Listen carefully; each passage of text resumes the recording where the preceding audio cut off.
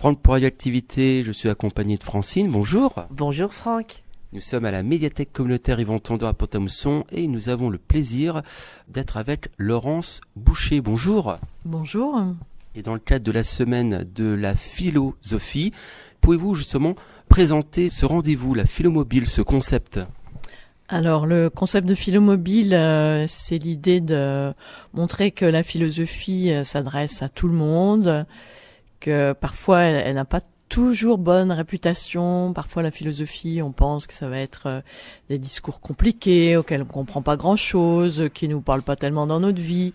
Et là, moi, l'idée, c'est de montrer que non, en fait, Socrate, les stoïciens, les épicuriens, ils n'ont pas fait de la philosophie pour qu'on passe son bac, en fait. La philosophie, c'est bien plus qu'une discipline qu'on enseigne au lycée. C'est quelque chose qui peut nous aider dans la vie courante à apprendre. Alors, c'est pas seulement non plus lire des auteurs, c'est aussi soi-même apprendre à se poser les bonnes questions, à chercher des idées différentes, à se remettre aussi en question. Voilà, donc ma démarche avec le camion philo, je trouve ça rigolo, parce que ça peut ressembler un peu à un camion pizza. Alors, on peut nourrir son corps, son estomac, mais on peut aussi nourrir son esprit, c'est ça l'idée.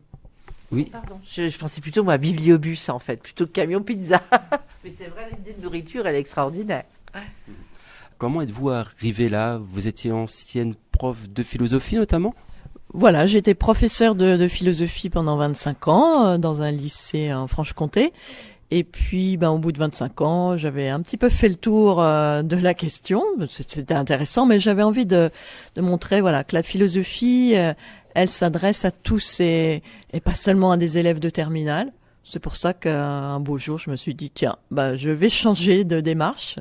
Et j'ai commencé à aller avec mon camion, puis j'ai vu que ça a bien marché, en fait. En général, même s'il y a toujours une petite appréhension au départ pour la philosophie, comme je disais tout à l'heure, en général, en fait, les personnes, très rapidement, elles ont envie de réfléchir, elles ont envie de se questionner, elles ont envie c'est un vrai plaisir, en fait, d'exercer sa réflexion. Voilà, alors les personnes découvrent ça, et puis c'est comme ça que je me lance et je découvre des tas de régions de France et de Navarre. Hein. Je suis même allée jusqu'au Maroc, au Canada, je vais bientôt aller en Tunisie. Voilà, je pense aussi la philosophie, c'est ce qu'on a tous en commun, le souci de réfléchir dans toutes les cultures, il y a ça. Et ça s'adresse à quelle tranche d'âge ? Alors ça s'adresse de 5 ans à 100 ans, pourvu qu'on puisse parler, voilà. Et les tout petits peuvent commencer à réfléchir. À partir de 5 ans, on peut se poser des questions. Quand est-ce que je pourrais laisser mon doudou, par exemple ?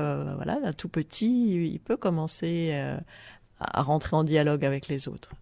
Comment ça se passe concrètement ? Ce sont des consultations que vous proposez et c'est qui lance l'idée ? C'est vous qui donnez une réflexion ? Ce sont justement ceux qui vont venir vous voir ? Comment ça se passe concrètement ? Alors, il y a deux façons de faire de la pratique philo, donc en entretien individuel, ce que je vais proposer tout l'après-midi, et puis en atelier collectif. En entretien individuel, on va partir d'une question que la personne se pose. Alors, c'est une question qui revêt une certaine importance pour elle.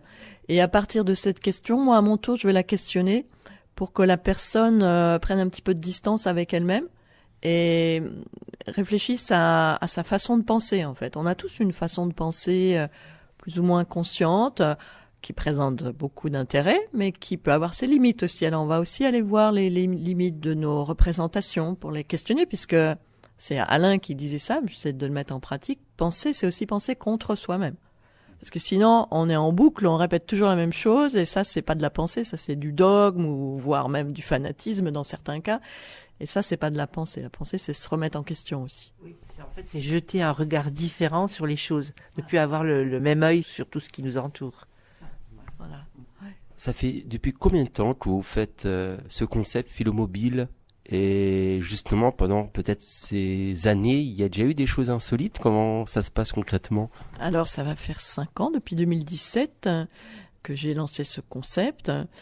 Dans les choses insolites, à chaque fois il se passe quelque chose d'étonnant. Je sais pas, j'ai le souvenir là, j'étais au Canada parce que j'ai une amie au Canada qui fait la même chose. Et on s'est installé devant une station-service, par exemple, avec notre pancarte qui veut philosopher. Alors évidemment, les gens sont très surpris parce que quand même à ce genre de choses, je trouve. Peut-être plus que nous en France, où on est toujours un peu réticents. Je pense que là-bas, il y a beaucoup plus d'ouverture pour la discussion. Oui, effectivement. Alors en France, il y a une petite barrière à franchir, mais elle n'est pas infranchissable non plus. Mais c'est vrai que la mentalité canadienne est...